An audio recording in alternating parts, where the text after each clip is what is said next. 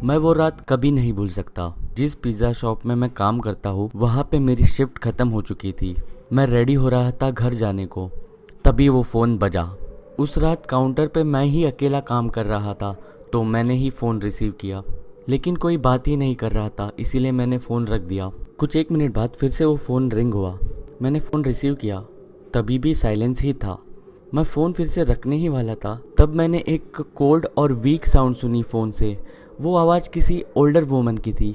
उसने कहा उसे रेगुलर चिकन पिज़्ज़ा चाहिए। मैं फ़ोन पे तो शांत रहा, लेकिन अंदर से तो मैं उस बूढ़ी औरत को गालियाँ दे रहा था। मैं अपनी शिफ्ट ख़त्म करके घर जाने ही वाला था, तभी उसका फ़ोन आया था। मैंने अपने बॉस को कहा कि कोई तो पिज़्ज़ा डिलीवरी ऑर्डर कर रहा है। मेरे बॉस ने कहा मुझे वो पिज़्ज़ा डिलीवर करना होगा। पहले तो मैं बहुत अपसेट हुआ, लेकिन मैंने सोचा कि मुझे इसका टिप भी मिलेगा, और बूढ़े लोग बहुत ही ज़्यादा अच्छी टिप देते हैं। मैंने एड्रेस नोट डाउन किया और मैंने उसे कहा कि मैं वहाँ पे जल्दी आ जाऊँगा, लेकिन उसने पहले से ही फ़ोन कट कर दिया था। वो काफ़ी स्ट्रेंज था और रूड था। मेरे बॉस ने मुझे डिलीवरी के बाद घर जाने को कहा, क्योंकि वापस आने तक तो पिज़्ज़ा शॉप बंद हो चुका होगा। तो कुछ 11 बजने से थोड़ी देर पहले ही मैं अपने गाड़ी में बैठा और पिज़्ज़ा डिलीवरी करने के लिए निकल गया। दिए हुए घर का एड्रेस काफ़ी शांत जगह पे था। जीपीएस की मदद से मैं एड्रेस लोकेशन पे पहुंचा। वो काफ़ी शांत और 1 फ्लोर का घर था। मैंने पिज़्ज़ा उठाया और घर की तरफ चल पड़ा। वो घर की सभी लाइटें बंद थी। मैंने बेल रिंग की, इसी होप में कि दिया हुआ एड्रेस गलत ना हो, लेकिन रिंग को किसी ने आंसर नहीं किया। मैंने फिर से डोरबेल रिंग की, लेकिन अभी भी किसी ने आंसर नहीं दिया था।